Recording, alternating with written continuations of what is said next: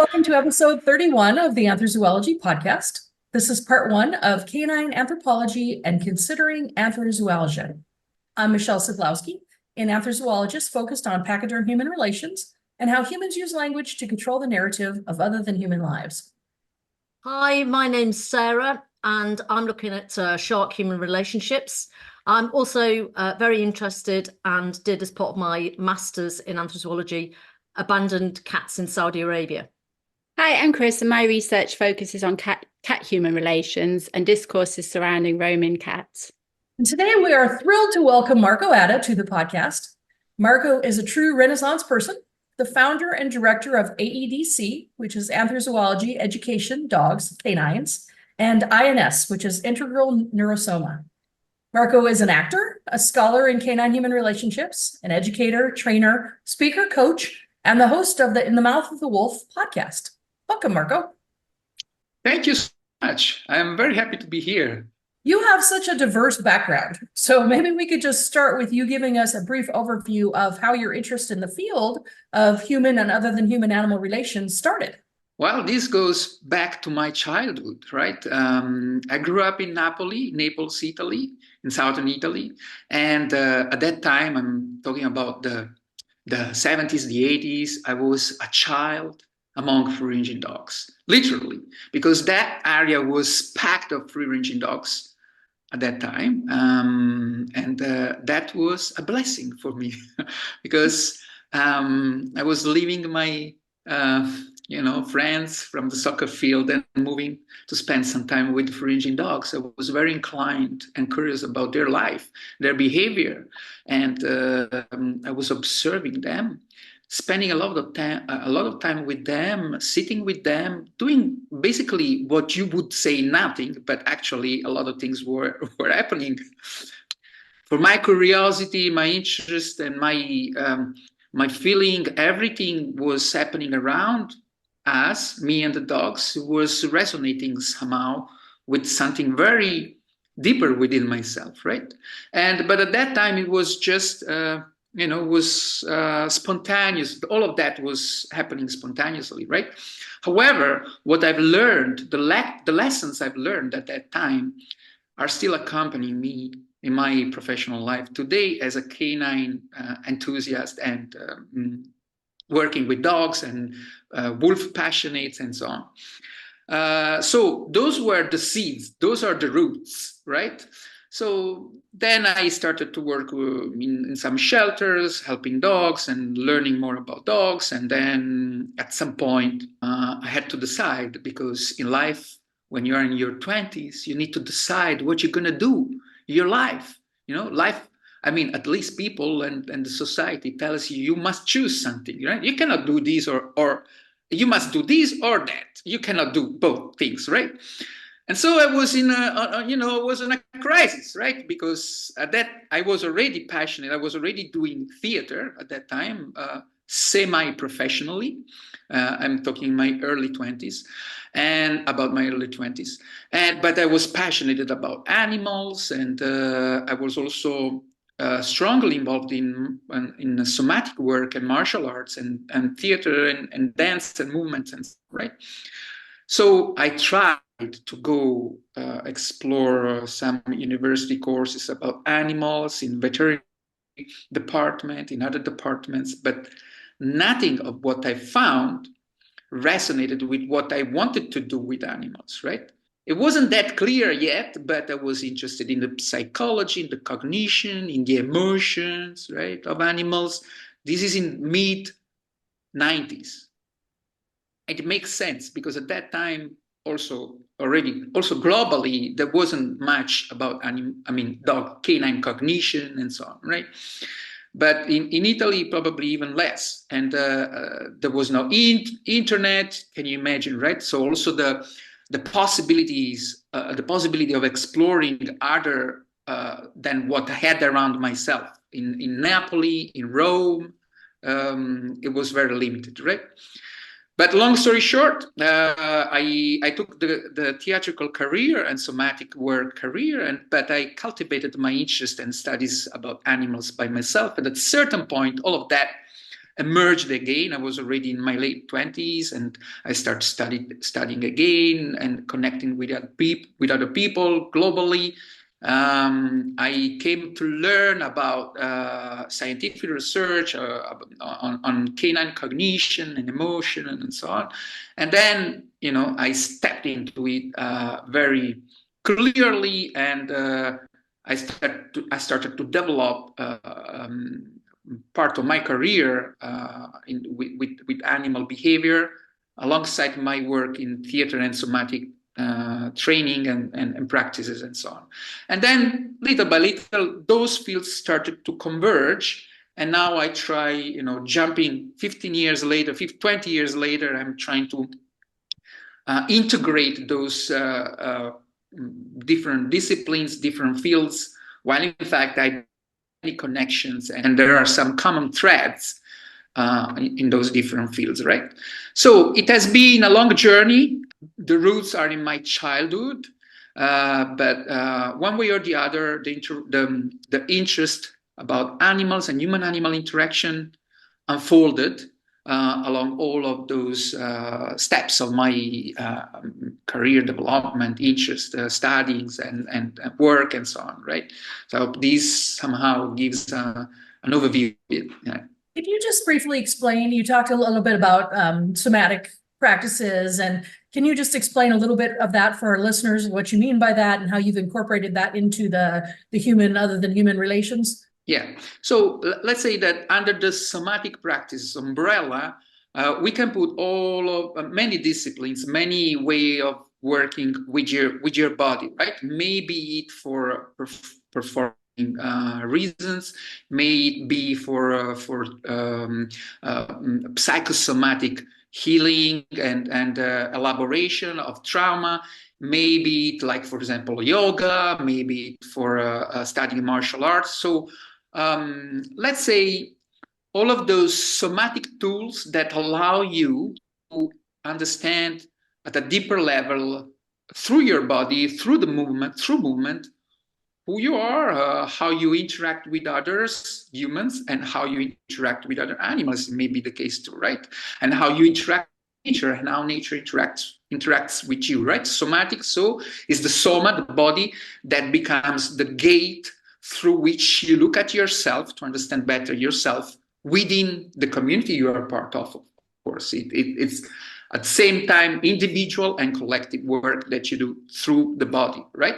And so I've been exposed to various disciplines since my childhood too, starting with the martial arts and then later other yoga came and other disciplines came into the picture. And most recently, actually already early in 2000, when I was chief at the department of a theater in Rome, and I was in I was chief of the educational department. So I was designing and leading some projects for actors and integrating some social groups into the work of actors. So helping some people coming from immigration, from women taken away from the prostitution circle, or people coming from prisons, and children with difficulties, adolescents at risks, all the different demographics. We were integrating those to the work of actors, and they were working together. So it was an opportunity for actors to explore more nuance of human behaviors, and it was an opportunity for those people to interact with others, to get exposed to other people, to get rehabilitated somehow, to being supported, I would say, in their process. And at that time already, it happened that somebody was coming with a dog, right? And so we were allowing, at a certain point, I asked to people to allow the dog to move freely in the space. We were in a theater room, right? And to allow the dog to move freely in the theater space, and ask to everybody to not interact, to not interfere with what the dog was doing, right? And those were the initial spontaneous attempts of integrating a dog in the somatic work. I mean, people working in the room and exploring their body, exploring their voice, and the dog interacting with them. Interacting sometimes means simply moving from a corner to another of the room, or going to lick somebody while somebody was crying, or going to wag the tail to somebody else while something was happening in the room, right? So, and those were the first spontaneous and experiments where dogs were being integrated into somatic work. And more recently, I've started to develop, or let's say propose a drafting. I started to draft a model where we can integrate dogs into some somatic workshops, and dogs actually we have done a bit more carefully observing specifically the behavior of the dog, and that can actually bring some interesting elements to the picture and interesting points of transformation to the participants of that workshop. For now, I'm calling these canine participated somatic experiencing.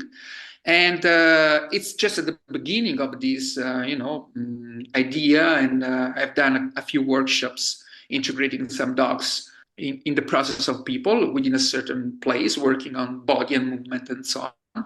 But I believe it's promising. It's very interesting what happens. And so this is one of the main, for example, connecting points where theater, somatic work, and canine cognition and behavior and emotion may merge, may interact at some level, right? It seems like the dogs probably would have an easier time because they're very body aware, body focused, body language focused. They might have an easier time than the humans. Did the humans have trouble not falling into a human trap of automatically wanting to call the dog and get him over and absolutely. It's actually one of the main challenges in those situations is to really reiterate continuously to people to not interfere with what the dog is doing.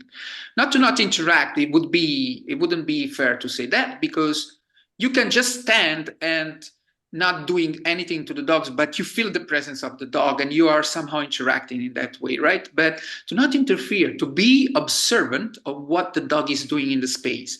And so this allows at least two main things. First and foremost, to provide a dog with agency. So you're not expecting for the dog to do something, but you're allowing the space and time for the dog to express herself or himself. And secondly, you are providing people with a sort of education or psychoeducation or whatever you want to put it, helping people to understand and that they do not need to do anything to communicate with the dog, right? Which is, but they need to listen, they need to be present to it, but they don't have to do any particular action, or they don't need to ask give any particular command or do any particular request to dogs, because the dog can choose by himself or herself what may be needed in that particular situation, right? And that links well to my work, for example, as a behavior consultant. When I enter into the house of people, and because maybe they call me because the dog is showing these behavioral issues, all of a sudden everything is getting out of control. Okay, let's investigate a little bit what's going on here. Let's dive into the family history. Let's see who is involved in the family, who are the people of this family, who lives in the house, what may be going on within that family, right? Because actually dogs, as we all know here, but it's better to remind that, dogs sometimes present some issue, while in fact they are mirroring some imbalance that is present within the whole family, right? So they are what we call in psychology identified patients, right? So they manifest a sort of imbalance which is within that family system, right? So we need to investigate what's going on within that family system and why the dog may be mirroring and what the dog may be mirroring. And so also in that case, to go back to what we were saying before, also in that case, we help people understanding that they don't have to do much. that the dog is not necessarily the problem, that the dog is part of a system, that what may need to be addressed within that situation is the behavior of people sometimes, and maybe we need to be less claiming toward the dogs and more observant of our own behavior. And then naturally, sometimes very naturally, the situation goes back in balance just by changing the behavior of people, right? So yeah, I stretched it a little bit, but I hope this is useful anyway. So I actually have a little story I want to share that's going to lead into a question. So just bear with me while I ramble on about cats as usual. So I mean, a bit like you, I learned about cats just by being with cats and making cat friends out and about. And I actually visited Naples and I went down to the archaeological sites, Pompeii and Herculaneum. Somewhere I always wanted to visit. I visited there in 2016. It was right at the beginning when I started the MA in Anthrozoology course. So I was starting to think sort of more about these relationships, but I've always sort of taken pictures of cats I meet out and about, and I have a whole massive file full of cats, cats in archaeological at Pompeii, Herculaneum. And I also made a little dog friend too. He followed me around the site at Herculaneum, and I'm pronouncing that wrong, aren't I? Is it Herculaneum? Yeah. Hercolano. It's okay. It's fantastic, you know. So yeah, that's yeah. So I found it really interesting that you said you learned about dogs from interacting with free roaming dogs as a child, and that actually. So my research into cat-human relations are discourses surrounding free roaming in cats. So a prominent theme that emerged was discourses surrounding this kind of cats versus dog, mostly light-hearted banter, but there was also this kind of underlying serious tone. But what was prominent in my data sets was this notion that dog guardians are more responsible and that dogs don't roam. And I understand that that's like a reflection, that it really is a reflection of my sample demographic, which was almost exclusively Anglo-centric, so like UK, US, Canada, bit of Australia. And I find it curious that the idea that dogs, free roaming companion dogs or free living dogs, are sort of a big part of a lot of cultures around the world, but it was just like this idea in this demographic that dogs need to be controlled in the home, on the leash, good responsible dog owners, not like those cat owners that let the cats run about pooping in everybody's garden. Kind of that was a big part of the discourses that came out of that. So yeah, there's this idea, and it's an Anglo-centric idea, I guess, is the best way to describe it, that dogs are or should be controlled, and this isn't even questioned. And so I wondered if you could comment a bit on the cultural differences from communities where dogs have more freedom, whether they're sort of free roaming companion dogs that go out about in the day, come back, or just, street dogs. And what do you think? Yeah. Is this healthier for the dogs? Yeah. Well, many questions into that. Right? Sorry. So, no, it's okay. So first, it's very common, and it appears in many cultures that people believe that dogs are the best friends, human best friends. So they need to live with people, and they are somehow domestic or tameable somehow. And cats are feral animals that cope with being with humans somehow, but actually they're feral in their nature, right?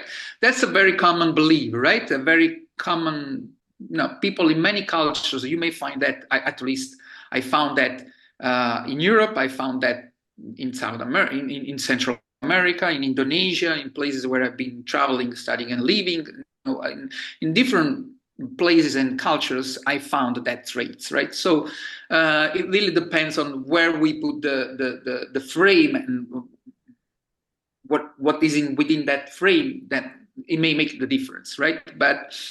And then there are other ways to frame things, of course. Regarding to dogs, for example, dogs are not necessarily humans' best friend, and especially we may say that in many places, as you were also mentioning, in many places around the world, many dogs live as free-ranging animals, right? And they, in many cases, those free-ranging dogs live a very happy life, let's say, from their point of view, right? So to go back to your other question, is that healthy for the dog to be, if I got it right, to be considered as those who have to live with humans at any cost? Absolutely is not always a good deal for them. It's actually a torture for them in many cases, right? Especially when they are removed from their free lifestyle, free, happy, well-balanced lifestyle, and they are relinquished and they are put into a shelter, or they are shipped to the other side of the world in name of animal welfare, for example, to be adopted by some families in believing that those dogs have to be removed from the street, while in fact they live well, a good life from their point of view, from an animal point of view, from a dog point of view. They live a very happy life there, and so it's not a good deal for them to be saved and shipped on the other side of the world and being very traumatized in many ways, and then having a very horrible life, sometimes even being euthanized because they are not able to be reintegrated into such a different environment, for example, right? I believe that happens in some cases for cats and other animals too, right? So there are many delicate points in your questions, which of course it would be wonderful to keep discussing it. These and other opportunities, occasions, right? Sarah wants to say I guess really quick, I guess it just comes back to individuality, right? So that you can't say what's, like I keep coming back to what's, people always say what's best for cats, and that's not the question. It's what's best for this cat, and the same with dogs, right? It's sort of what is good for one dog is not the best for another. And I just find it fascinating how people have these fixed ideas about other animals that they don't question. Sort of a lot of my the discourses in my data set, they just never question that dogs are happier on leads, kept under control, and that's just the way they've lived with dogs, and their neighbors live with dogs in the neighborhood and the dog park, and and that's not how a lot of the world lives, and they're not unhappy necessarily. So if I can pick up on that, Kris, and obviously to Marco. So when you were talking about the dogs where you grew up and the free-ranging dogs, that obviously brought me to wondering a couple of things. One, if they're still there, but also it reminded me, and what Kris was saying about the different cultures and the conflicts in cultures. I've lived in the UK, I've lived in Thailand for a while, I lived in Saudi for quite a long time, and I've lived in now I'm living in Portugal. And each of those, you can see the cultural tensions underlying the norms of how the animals are treated or considered in those cultures versus the overlaying of different cultural expectations from people who are coming from outside those countries and coming in, and with them bringing their cultural judgments. And of course, the people who are not asked in all this are the animals themselves, the cats, the dogs, in quite often are the main ones that are living on streets or outside of homes, whether they're called free-ranging, free-roaming, whatever, there's lots of different terms as we're aware of. And it made me think about the term that you coined, which is Anthrozooalgia, because in each of these countries, I know for sure I have, and I'm sure that many other people in those countries have experienced this idea of Anthrozooalgia, because where people come in from the outside and they judge whether an animal is better on the street or off the street, and I know there are different arguments for both. There are also various groups or individuals that see and you mention it in your paper, recognising Anthrozooalgia, about the abuse that animals can receive while they're free roaming, free ranging, and of course that can also happen in the home. And it made me also think of my work with abandoned cats in Saudi, and I kind of find this, I don't know if there's another word you can coin, but it's kind of this like inner freak out when somebody judges immediately that all cats should live indoors, or all cats should live outdoors, or all dogs should live indoors, or there's this judgment without, as you say, these particular nuances. So there's this little inner inner, I don't know, like a critique of or a peak of Anthrozooalgia. But also I was wondering if you could comment on some of that perhaps, but also have you coined, or should there be coined, a term for the animals who are involved in these situations that are caught up in this maelstrom of human judgments of where they should be living? I don't know, zooalgia, or I don't know if there is such a term, but I wondered if you'd considered the other side of of course, you probably have the other side of how the animals actually, apart from our pain and stress and anxiety, but their collective pain, stress, and anxiety. Yeah, so you say from the animal perspective, right? If there is a, absolutely, we should make these, we should work on this together. Yeah, we should work on this together. We should we should work on this together. So actually, the need for coming up with Anthrozooalgia, it was to acknowledge the struggle of people, right? Of people suffering for animals, right? Which, to some extent, intrinsically is already highlighting the struggles of animals too. Because if you struggle, if somebody is mourning the loss of an icon animal, for example, even without having met that icon animal, but that icon animal now, let's say the case of a lion or whatever animal, killed by a hunter just for the heck of it, right? So he's intrinsically integrating also the suffering of animals. However, what you're saying is very important, is relevant, because I've been wondering about that too.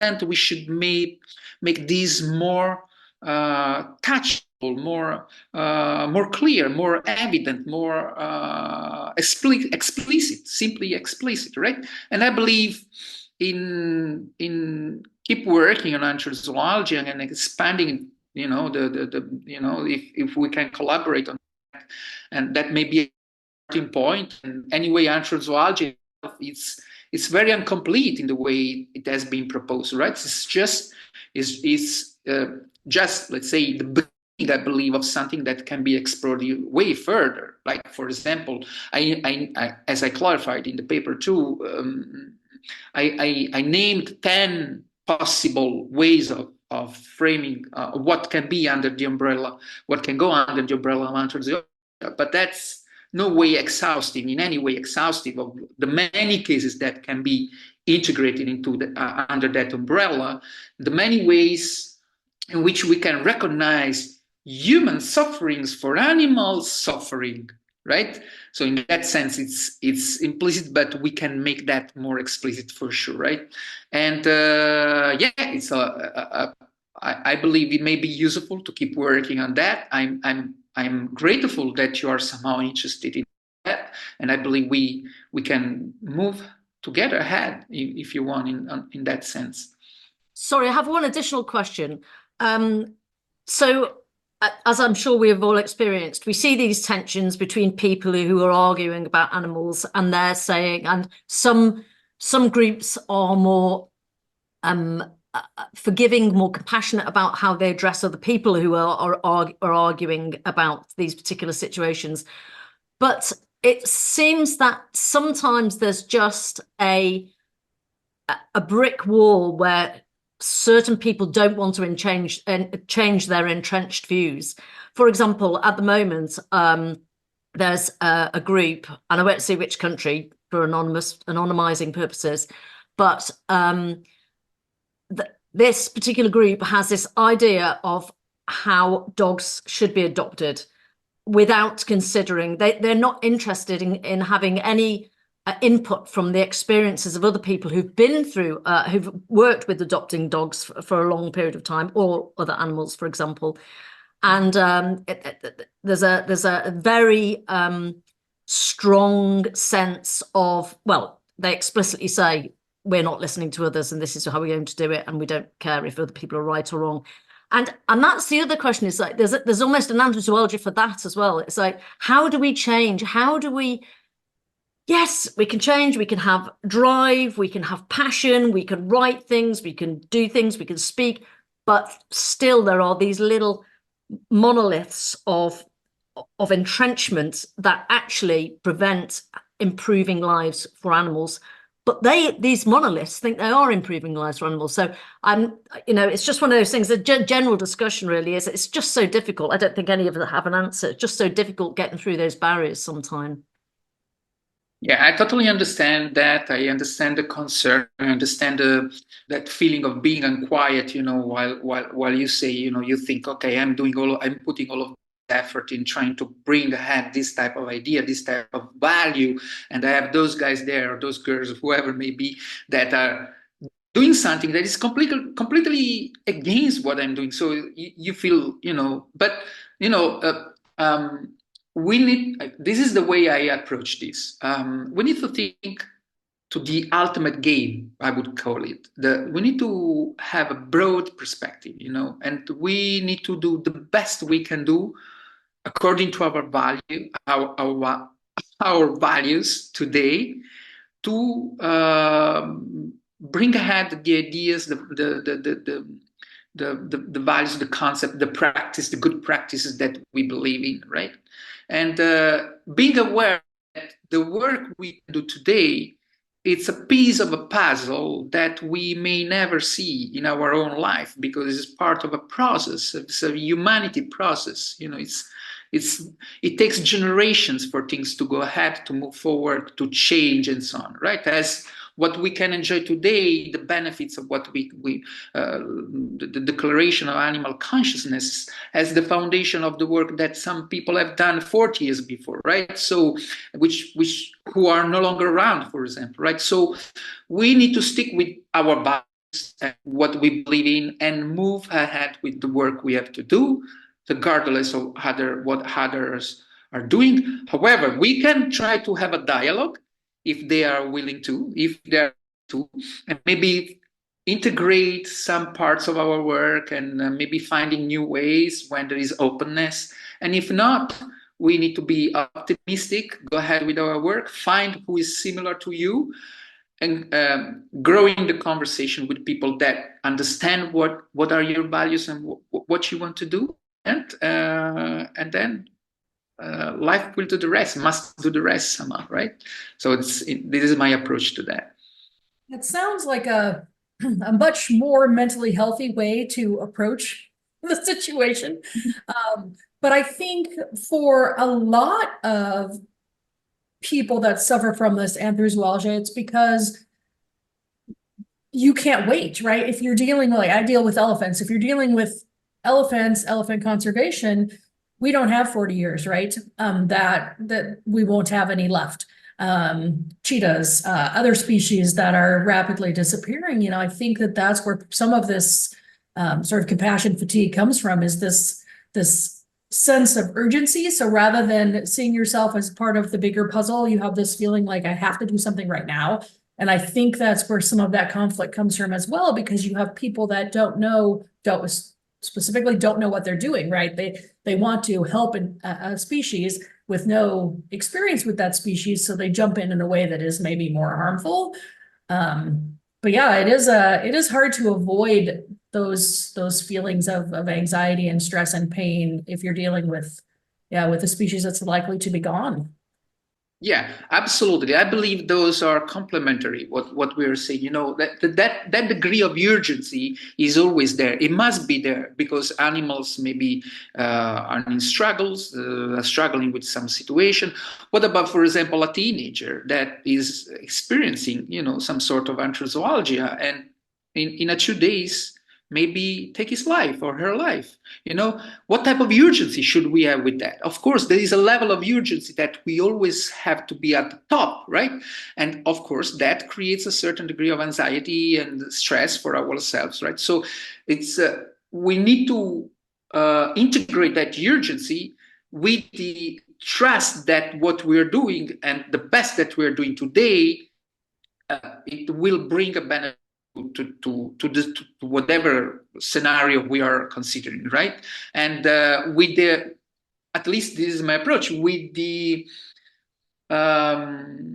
awareness, with being conscious of the fact that you may not be, it may take some time, that the effort that you are, the best effort that you're putting into that today may resonate, you and your community, your people who are supporting your work, people who are on the same side of the barricade, may bring some benefits with time, right? And again, of course, we need to be very aware of all the struggles that are happening today, but being trustful, put the best into it, and being trustful that time hopefully will bring something good.